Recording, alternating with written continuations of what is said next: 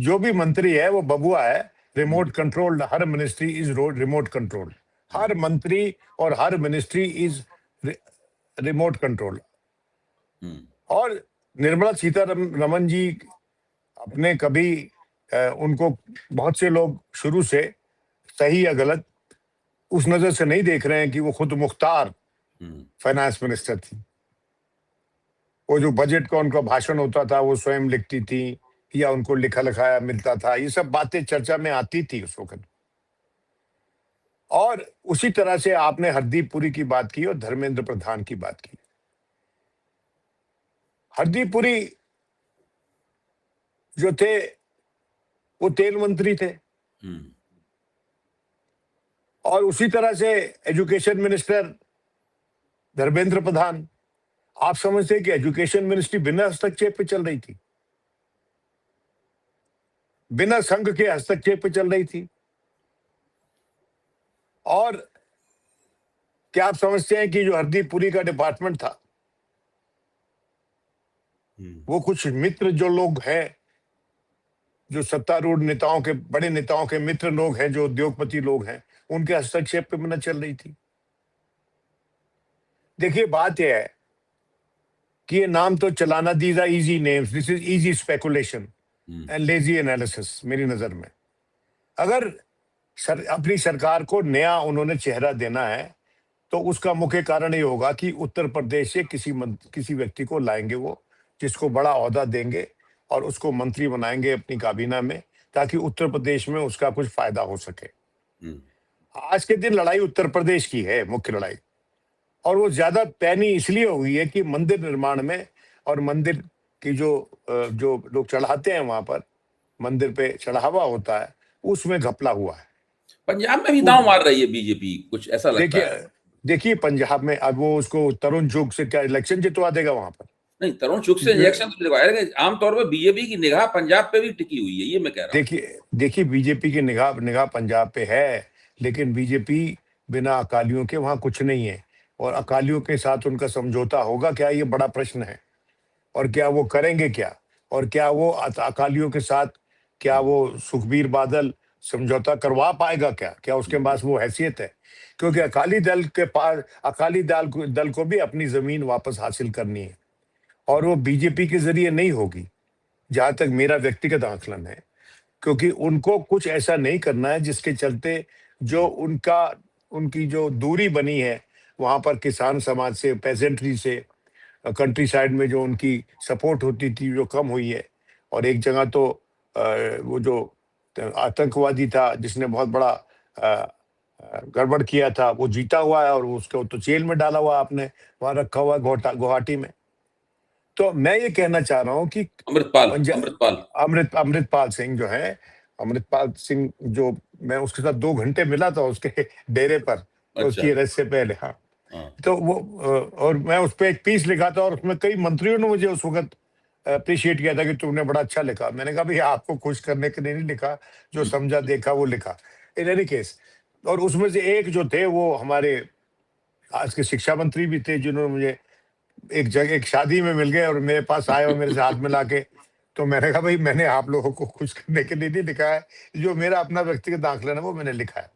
जो भी है दैट्स साइड थिंग, ये हमारे पे चर्चा थोड़ी है। मैं ये कहना चाह रहा हूं कि ये जो आज के दिन काबीना में फेरबदल की बात हो रही है, ये ध्यान हटाने वाली बात है। ये जो मीडिया बता रहा है कि नई काबीना बनेगी, कैबिनेट रिशफल होगा, पोर्टफोलियोज बदले जाएंगे, कुछ लोगों को थैंक यू किया जाएगा, मैं समझता हूं कि आज के दिन कुछ मामलों में अगर आप धर्मेंद्र प्रधान को बदल देते हो तो कॉकरोच पार्टी की जीत है, क्योंकि वहां पर वो अभी भी बैठे हुए हैं जंतर मंतर में। उसका मतलब अगर मीडिया दिखा नहीं रहा है, इसका मतलब ये थोड़ी कि उसकी प्रोटेस्ट खत्म हो गई है। वहां तो इंटरनेशनल मीडिया भी पहुंच गया, CNN वगैरह भी थे वहां पे। अब तो आप काकरोच जनता पार्टी के धरने का महत्व तो बढ़ता जा रहा है, और राकेश टिकैत ने खड़े हुए कह दिया कि हम भी आएंगे, और सोनम वांगचुक पहले से बैठे हुए हैं धरने के लिए। अब सोनम वांगचुक जो है वो आज के फोटो चल रही है कि सोनम वांगचुक जो है कोल्ड ड्रिंक पी रहा है, वो क्या कहते हैं, मतलब कुछ जूस वूस पी रहा है, मतलब बावजूद इसके कि उसने कहा हुआ है कि मैं भूख हड़ताल पे हूं। तो मेरे कहने का मतलब ये है कि भूख हड़ताल पे कुछ चीजें पानी वानी तो परमिट होना चाहिए, लेकिन जो भी है वो डिकंस्ट्रक्ट करने की कोशिश की जा रही है सोनम वांगचुक को, क्योंकि सोनम वांगचुक को तो इन्होंने जेल में डाल दिया था। कोई भी आदमी कोई भी बात पते की इनके खिलाफ बोलेगा तो वो जेल में जाएगा, उसको चुप करवाया जाएगा, उसका जो अब उसकी वाणी को विराम दिलवाया जाएगा। तो इसलिए मैं ये कहना चाह रहा हूं कि बहुत कुछ हो सकता है यूपी के इलेक्शन से पहले। आपकी लेकिन बात, आपने जो बातें कही उसमें एक दो बातें बड़ी पते की हैं, मैं जरा उनको और थोड़ा सा उभारना चाहता हूं इस चर्चा के लिए। एक आपने कहा कि उत्तर प्रदेश के चुनाव को ध्यान में रखकर किसी बड़े नेता को, किसी महत्वपूर्ण नेता को जिसको सरकार महत्वपूर्ण समझती है, उनको केंद्रीय मंत्रिमंडल में बैठाया जाएगा ताकि उत्तर प्रदेश के चुनाव में उसको महत्व प्राप्त हो। तो ये चीज जो है ना, वो तो योगी आदित्यनाथ के लिए कुछ चुनौती भी बन सकती है। ये बात जो है कि उसमें इसमें एक संभावना है इसके अंदर। देखिए, एक बार पहले भी अपने एक खास अफसर को उत्तर प्रदेश भेजकर, जो आजकल वहां के बिजली मंत्री हैं, गृह मंत्री बनाने की कोशिश की गई थी, नंबर 2 बनाने की कोशिश की गई थी नरेंद्र मोदी और अमित शाह द्वारा, जो उसकी दाल गलने नहीं दी योगी आदित्यनाथ ने। बहुत उसका विरोध किया और यहां तक कि उनको एक बिजली मंत्री बना दिया गया और बिल्कुल एक तरह से उनकी औकात काफी कम कर दी गई उनकी। और बिजली मंत्री के तौर पर उनका प्रदर्शन भी उत्तर प्रदेश में बहुत खराब है। उत्तर प्रदेश में बिजली की स्थिति खराब है। जो शर्मा जी हैं, उनका प्रदर्शन भी बड़ा खराब है उनका। तो इस तरह से देखा जाए योगी आदित्यनाथ ठीक ही किया, कोई ऐसे व्यक्ति को गृह मंत्री क्यों बनाया जाए जो बिजली मंत्री का काम भी ठीक से नहीं कर सकता। लेकिन अब फिर से अगर किसी पॉलिटिशियन को, किसी राजनेता को केंद्रीय मंत्रिमंडल में बड़ा दर्जा दिया जाता है और उत्तर प्रदेश की राजनीति में उसको उतारा जाता है उसका, तो ये तो योगी आदित्यनाथ के लिए बेचैनी पैदा करने का कारण बनेगा।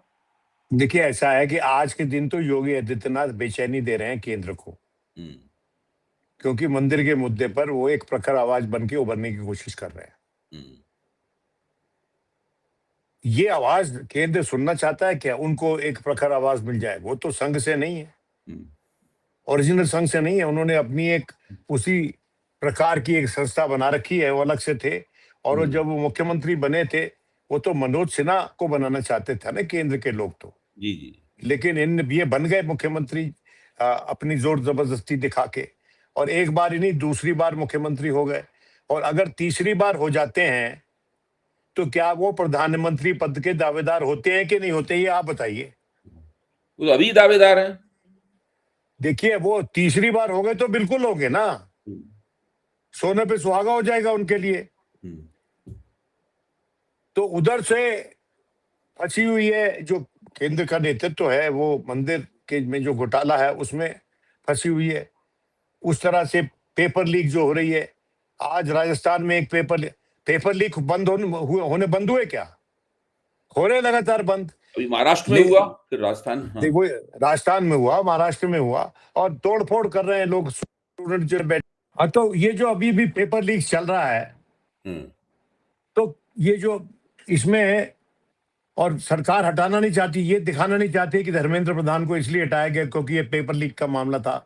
वो कोई किसी भी और पार्टी को विक्ट्री ट्रॉफी नहीं देना चाहती, कॉकरोचेस को नहीं देना चाहती। विपक्ष भी मांग रहा है उनके इस्तीफे की बात। तो किसी भी फेरबदल में अगर एजुकेशन मिनिस्टर को बदला जाता है तो अपोजिशन की वो जीत होगी। तो मैं ये समझता हूं कि जो भी फेरबदल होगा वो ये माननीय प्रधानमंत्री अपने हिसाब से करेंगे। और ये जो उत्तर प्रदेश है, खासकर कोई भी उत्तर प्रदेश में अगर आज के दिन जो वर्चस्व मिला हुआ है योगी आदित्यनाथ को, तो उनके साथ एक और चेहरा ये बिठाने चाहेंगे, जहां तक मेरा आकलन है, ताकि योगी आदित्यनाथ की जो आवाज है वो अकेली आवाज ना हो उत्तर प्रदेश की। ठीक बात। वो चाहेंगे कि कोई ना कोई दूसरी आवाज भी उसमें मिले, और भले ही वो युगल गीत बन के उभरे, जिसकी संभावना कम है आजकल की राजनीति में, जहां पर हर कोई अपने लिए जगह बना रहा है, दूसरे को जगह देना नहीं चाहता। तो ये जो हो रहा है, ये यूपी के संदर्भ में हो रहा है सब कुछ, और यूपी जीतना बहुत जरूरी है। और अगर तीसरी बार योगी यूपी जीत गया, उसके नेतृत्व में जीत गए, तो फिर मैं समझता हूं एक बड़ी रस्साकशी शुरू होगी केंद्र में नेतृत्व के लिए। उसमें किस संस्था का क्या रोल होगा, किस नेता का क्या रोल होगा, जो जो अलायंस पार्टनर्स हैं उनका क्या रोल होगा। क्योंकि आप देखिए, मैंने किसी भी चैनल को और किसी भी व्यक्ति या संस्था को योगी आदित्यनाथ को टारगेट करते हुए नहीं सुना है इस पूरे प्रकरण में। और इससे पहले भी जब डूबने का प्रकरण हुआ था, जब प्रयाग में लोग डूबे थे, भगदड़ मची थी, उस वक्त भी योगी जी को पूरी तरह से एक शील्ड बनाकर प्रोटेक्ट करने की कोशिश थी। तो मेरा यह मानना है कि योगी सेंटर में रहेंगे। अब से जब तक इलेक्शन नहीं होते यूपी में, पूरी आंखें योगी जी पे रखनी पड़ेंगी। और उस दौरान पुरानी बीबीसी की रिपोर्ट्स भी सर्कुलेट होंगी, जिसमें गिनती की थी जो लोग डूब के मरे और जिनका कोई हिसाब नहीं है, और उसमें कुछ पुलिस वाले भी थे। तो ये जो पूरी जो चीजें संबंधित है, जो कि एक कंट्रोवर्सी पैदा कर सकते हैं योगी राज के लिए, योगी का जो राज था उत्तर प्रदेश में, उसके संदर्भ में बहुत सी चीजें होंगी। और इसमें बहुत सी चीजें निकलेंगी जो इस बात का प्रतीक हो गई कि पावर स्ट्रगल जो बीजेपी के भीतर हो रहा है यूपी के संदर्भ में, उसके बारे में बड़ी बड़ी खबरें आपको देखने को मिलेंगी, जहां तक मेरा व्यक्तिगत आंकलन।